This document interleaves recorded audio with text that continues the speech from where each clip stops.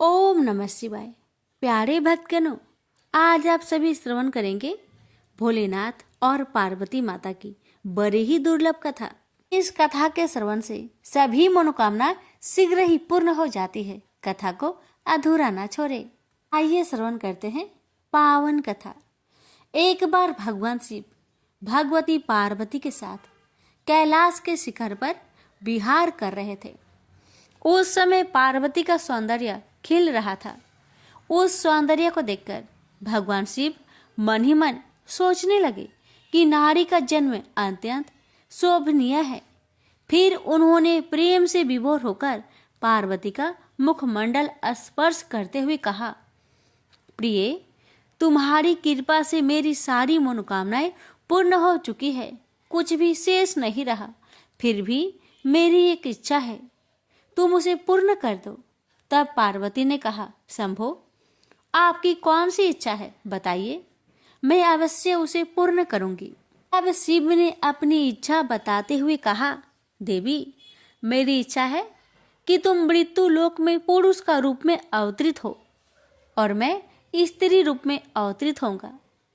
इस समय जिस प्रकार मैं तुम्हारा पति हूँ तथा तुम मेरी प्राण प्रिय पत्नी हो, उसी प्रकार का दाम्पत्य प्रेम उस समय भी हो।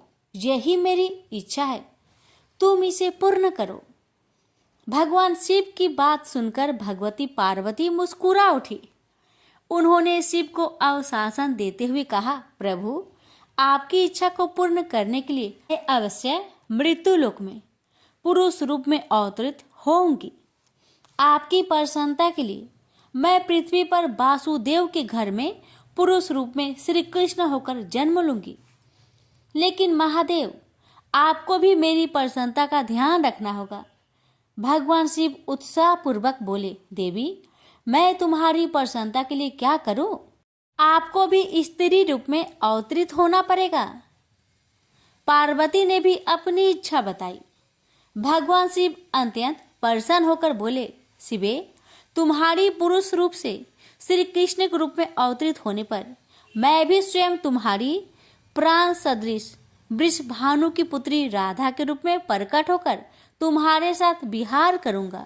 और इसके साथ साथ मेरी 8 मूर्तियां भी रुक्मणी, सत्यभामा, जाम्बंती 8 पटरानियों के रूप में मृत्यु लोक में अवतरित होंगे।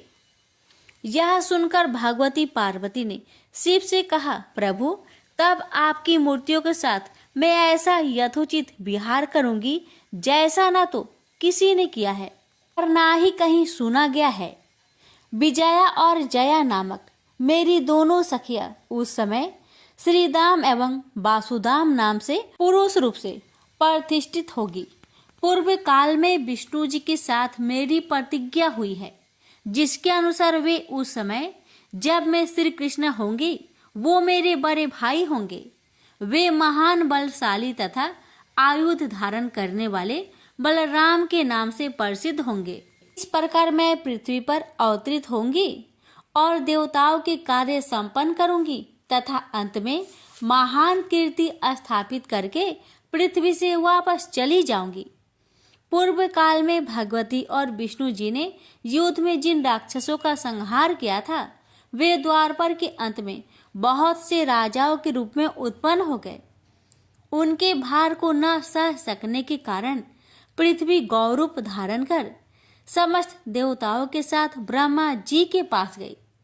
पृथ्वी को साथ लेकर ब्रह्मा जी कैलाश पर पहुंचे। वहां उन्होंने भगवती से राक्षसों का संहार करने का निवेदन किया। तब भगवती ने कहा, ब्राह्मण, मैं स्त्री स्वरूप में उन राजाओं का वध नहीं कर सकती, क्योंकि उन्होंने भक्ति पूर्वक मेरे स्त्री स्वरूप का ही आश्रय ग्रहण किया है। लेकिन हाँ, मेरी जो भद्रकाली मूर्ति है, वह वासुदेव के घर में पुरुष रूप में जन्म लेगी। वासुदेव की पत्नी देवकी के गर्भ से श्याम अवतार लेंगे। वे कंस आदि दुष्ट राजाओं का संहार करेंगे। भगवान विष्णु भी अपने अंश से उत्पन्न होकर महाबली अर्जुन के रूप में प्रसिद्ध होंगे। धर्मराज युधिष्ठिर होंगे। पवन देव भीमसेन तथा अश्वनी कुमारों के अंश से नकुल और सहदेव उत्पन्न होंगे। ये सब धर्म परायण होंगे। दुष्ट दुर्योधन आदि का पांडवों से युद्ध होगा। मैं युद्ध में माया फैलाकर रणभूमि में उपस्थित होकर परस्पर मारने की इच्छा वाले उन दुष्ट राजाओं का संहार कर दूंगी। मेरी भक्ति में लीन रहने वाले पुण्यात्मा तथा धर्मनिष्ठ पांडुपुत्र पांचों भाई बच जाएंगे। इस प्रकार मैं सभी पापी राजाओं का संहार कर डालूंगी। पृथ्वी को भार मुक्त कर पुनः यहाँ चली आऊंगी। हे जगतपते, मैं लोक कल्याण के लिए इस प्रकार का कार्य करूंगी। आप विष्णु जी के पास जाकर उनसे प्रार्थना कीजिए कि वे मानव देह धारण कर पांडु पत्नी के गर्भ से शीघ्र पृथ्वी पर अवतरित हो। भगवती के इस प्रकार कहने पर ब्रह्मा जी भगवान विष्णु के पास पहुंचे और उनसे पृथ्वी पर अवतरित होने के लिए प्रार्थना की। तब भगवान विष्णु ने उन्हें अवशासन दिया कि मैं इंद्र देव के द्वारा कुंती के गर्भ से मानव रूप धारण कर अवतरित होऊंगा। इस प्रकार ब्रह्मा जी से प्रार्थना करने पर साक्षात भगवती देवताओं का कार्य सिद्ध करने के लिए अपने अंश से वासुदेव पुत्र श्री कृष्ण रूप में अवतरित हुई और भगवान विष्णु ने भी महान बल पराक्रम श्री बलराम तथा पांडु के दूसरे पुत्र अर्जुन इन दो रूपों में जन्म लिया। भगवान शिव भी पीछे नहीं रहे। उन्होंने श्री वृषभानु गोप के घर में अपनी लीला से स्त्री रूप से जन्म लिया और राधा नाम से विख्यात हुए। उन्होंने प्रतिदिन कृष्ण के पास जाकर प्रेम पूर्वक उन्हें अपनी गोद में बैठाकर अत्यंत आदर से उन्हें देखा करती। प्रेम से बोलिए उमापति शंकर भगवान की जय। जय श्री कृष्ण। राधे राधे। जय भोलेनाथ। एक समय पार्वती ने पूछा, हे महादेव जी, इस ज्ञान के बल से आपको संसार के सब लोग शिव कहकर पूजते हैं। मृगछाला ओढ़े, सब अंगों में शमशानों की विभूति लगाए, गले में सर्प और नर मुंडों की माला पहने हुए हो। इसमें तो कोई भी पवित्र नहीं है, फिर आप किस ज्ञान से पवित्र माने जाते हो? यह आप कृपा कर कहिए। श्री महादेव जी बोले, हे प्रिय सुनो, गीता ज्ञान को हृदय में धारण करने से मैं पवित्र माना जाता हूँ और इस ज्ञान से मुझे बाहर के कर्म नहीं व्यापते। तब पार्वती जी ने कहा, हे भगवान, जिस गीता ज्ञान की ऐसी स्तुति करते हैं उसके श्रवण करने से कोई कृतार्थ भी हुआ है? तब महादेव जी ने कहा, इस ज्ञान को सुनकर बहुत से जीव कृतार्थ हुए हैं और आगे भी होंगे।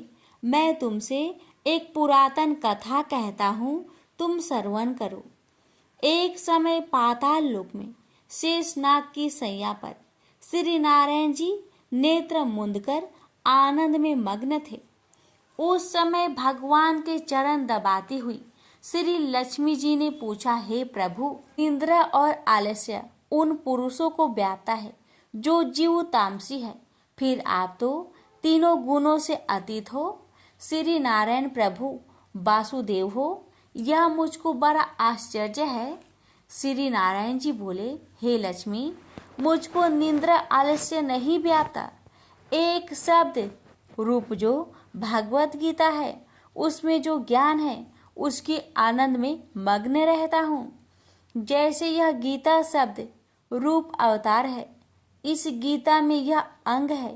प्रथम 5 अध्याय मेरा मुख है, द्वितीय 5 अध्याय मेरा भुजा है, 11वां अध्याय मेरा हृदय और मन है, 16वां अध्याय मेरा उदर है, 17वां अध्याय मेरी जंघा है, 18वां अध्याय मेरे चरण है। गीता के सब श्लोक मेरी नाड़ियां हैं और जो गीता के अक्षर है वही मेरा रोम है।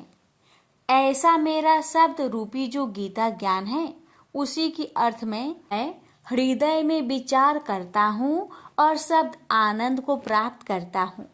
लक्ष्मी जी बोली, हे श्री नारायण जी, जब श्री गीता ज्ञान को सुनकर बहुत से जीव कृतार्थ हुए हैं तो तू श्रवण कर। शूद्र वर्ण का एक चंडाल था। तेल लवण का व्यापार करता था।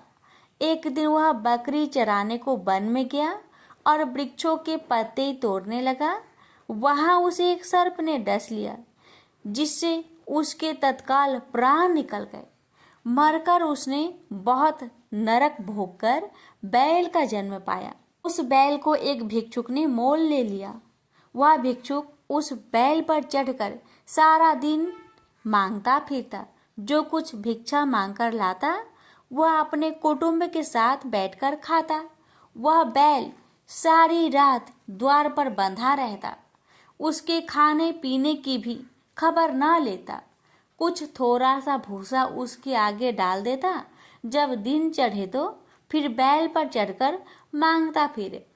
कई दिन गुजरे तो वह बैल भूख का मारा गिर पड़ा, किंतु प्राण नहीं निकले। नगर के लोग देखकर उसे कोई तीर्थ का फल दे, कोई व्रत का फल दे, पर उस बैल के प्राण नहीं छूटे। एक दिन एक गणिका आई। उसने लोगों से पूछा, यह कैसी भीड़ है? तो उन्होंने कहा, इसके प्राण नहीं निकलते, अनेक पुण्य के फल दे रहे हैं तो भी इसकी मुक्ति नहीं होती। तब गणिका ने कहा, मैंने जो कर्म किया है उसका फल इस बैल को निमित्त दिया। इतना कहते ही बैल की मुक्ति हो गई। तब बैल ने एक ब्राह्मण के घर में जन्म लिया। पिता ने उसका नाम सुशर्मा रखा। जब बड़ा हुआ तो पिता ने उसको पढ़ाया। तब उसको पिछले जन्म की सुधि रही थी। उसने एक दिन मन में विचार किया कि जिस गणिका ने मुझे बैल की योनि से छुड़ाया था उसका दर्शन करो। वृप चलते चलते गणिका का घर गया और कहा, तू मुझे पहचानती है? गणिका ने कहा, मैं नहीं पहचानती। तू कौन है? तेरी मेरी क्या पहचान है? तू वृप और मैं वैश्या। तब वृप ने कहा, मैं वही बैल हूँ जिसको तुमने अपना पुण्य दिया था। तब मैं बैल की योनि से छूटा था। अब मैं वृप के घर जन्मा हूँ। तू वह अपना पुण्य बता। गणिका ने कहा, मैंने अपने जाने कोई पुण्य नहीं दिया, परंतु मेरे घर एक तोता है।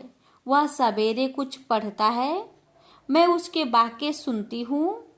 उस पुण्य का फल मैंने तेरे निमित्त दिया था। तब वृप ने तोते से पूछा कि तू सवेरे सवेरे क्या पढ़ता है? तो तोते ने कहा, मैं पिछले जन्म में वृप का पुत्र था। पिता ने मुझे गीता के पहले अध्याय का पाठ सिखाया था।